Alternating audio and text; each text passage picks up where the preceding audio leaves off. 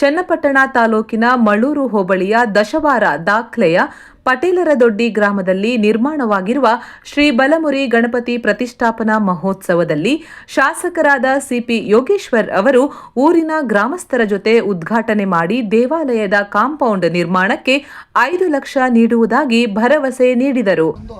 5 ಲಕ್ಷ ಸೇರಿಸಿ ಕಾಂಪೌಂಡ್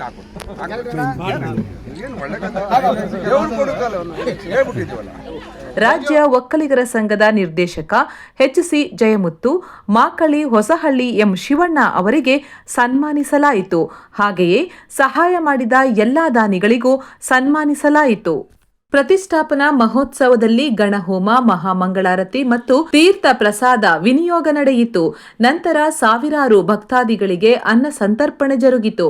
ಇದೇ ಸಂದರ್ಭದಲ್ಲಿ ಪಟೇಲರ ದೊಡ್ಡಿ, ದಶವಾರ ಗ್ರಾಮ ಸೇರಿದಂತೆ ಸುತ್ತಮುತ್ತಲಿನ ಗ್ರಾಮಸ್ಥರು ಭಾಗವಹಿಸಿ ದೇವರ ಕೃಪೆಗೆ ಪಾತ್ರರಾದರು.